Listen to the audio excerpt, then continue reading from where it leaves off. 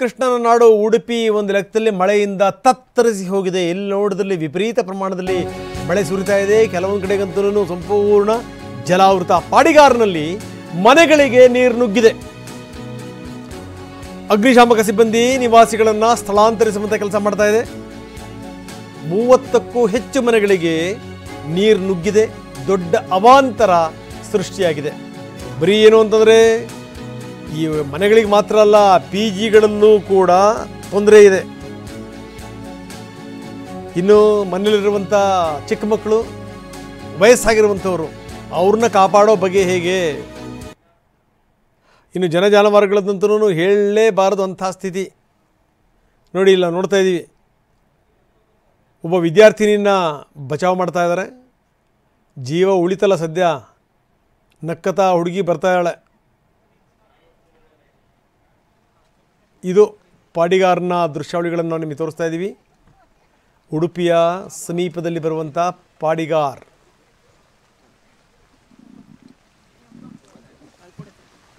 ಮಳೆಯ ಅವಾಂತರ ಎಷ್ಟು ಅನ್ನೋದಕ್ಕೊಂದು ಎಕ್ಸಾಂಪಲ್ ಇದು. ಈಕೆ ವಯಸ್ಸಾಗಿರುವಂಥವರೇ, ವೃದ್ಧನೇ ಈಕೆ. ವಿಶೇಷವಾಗಿ ಮನೆಯಲ್ಲಿ ಸಿಲುಕಿದಂಥ ಈ ಮಕ್ಕಳು, ಪ್ರಾಣಿಗಳು ಮತ್ತು ಈ ವೃದ್ಧರು, ಅವ್ರನ್ನ ಕರೆತರುವಂಥದ್ದು ಒಂದು ದೊಡ್ಡ ಸಂಗತಿ. ನೋಡಿ, ನಿಜವಾದ ಮಾನವೀಯತೆ ಅಂದರೆ ಇದು. ನಾಯಿನ್ನೂ ಕೂಡ ಸ್ಥಳಾಂತರಿಸ್ತಾ ಇದ್ದಾರೆ. ನೋಡಿ, ತಮ್ಮ ಜೀವ ಅಂಗೈಯಲ್ಲಿ ಹಿಡ್ಕೊಂಡು ಈ ರೀತಿ ಜಾನುವಾರುಗಳನ್ನು ರಕ್ಷಣೆ ಮಾಡುವಂಥದ್ದು ಇದೆಯಲ್ಲ, ಸಾಮಾನ್ಯ ಸಂಗತಿ ಅಲ್ಲ ಇದು. ಇನ್ನು ಇದೆಲ್ಲದರ ನಡುವೆ ಒಂದು ಮಕ್ಕಳ ಉತ್ಸಾಹವನ್ನು ನಾವು ಮೆಚ್ಚಬೇಕು. ಇಂಥ ಮಳೆನಲ್ಲೂ ಕೂಡ ಅವರ ಉತ್ಸಾಹ ಕಡಿಮೆ ಆಗಿಲ್ಲ. ಅವರು ನಿತ್ಯ ಸ್ಕೂಲಿಗೆ ಹೋಗ್ತಾನೇ ಇದ್ದಾರೆ.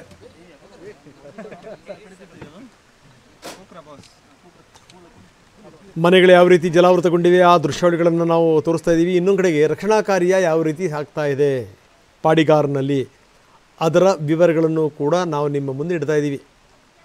ಏಕಾಏಕಿ ಮನೆಗಳಿಗೆ ನೀರು ನುಗ್ಗಿದೆ. 30 ಮನೆಗಳು ಜಲಾವೃತಗೊಂಡಿವೆ. ಇದು ಪಾಡಿಗಾರನ ಸ್ಥಿತಿ. ಈ ರೀತಿ ನೀರು ನುಗ್ಗಿಬಿಟ್ರೆ ಗತಿ ಏನು ಹೇಳಿ?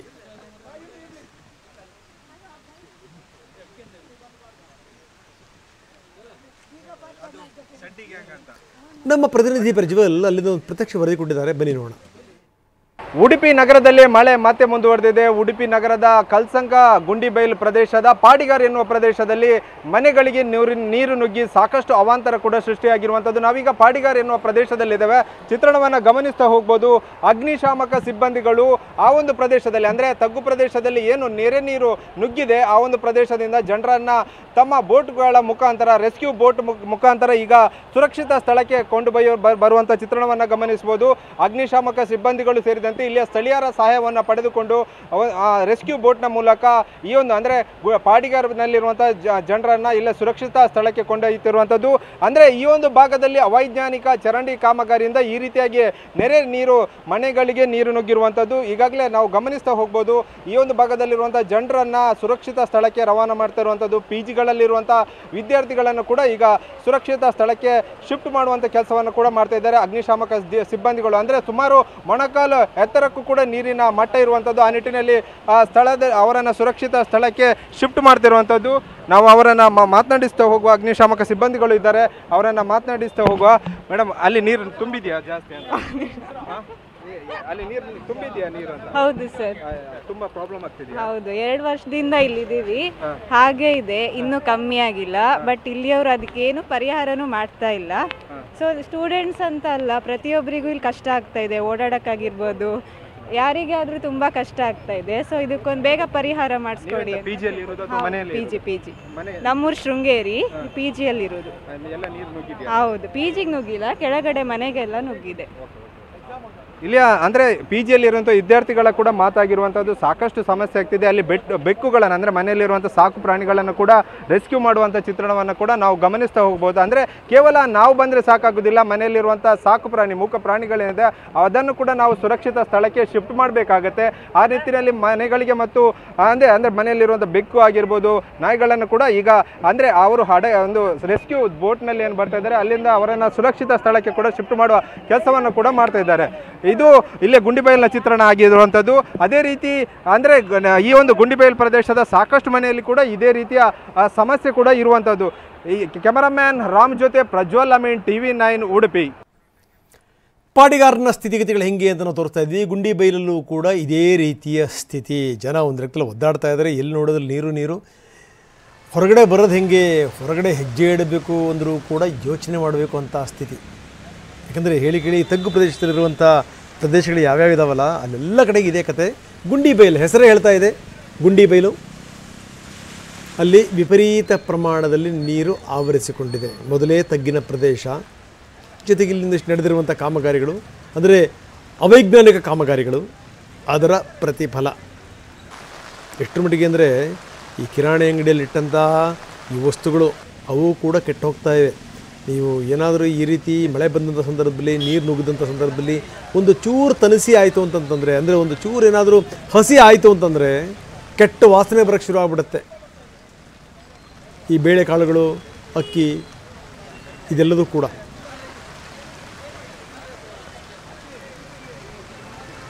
ನಾವು ತೋರಿಸ್ತಾ ಇದ್ದೀವಿ. ಕಿರಾಣಿ ಅಂಗಡಿಗಳಲ್ಲಿನ ಸಾಮಾನುಗಳು ಕೂಡ ಕೆಟ್ಟು ಹೋಗ್ತಾ ಇವೆ ಅಂಥ ಸ್ಥಿತಿ. ಗುಂಡಿಬೈಲ್ನ ದೃಶ್ಯಾವಳಿಗಳನ್ನು ನಾವು ನಿಮಗೆ ತೋರಿಸ್ತಾ ಇದ್ದೀವಿ.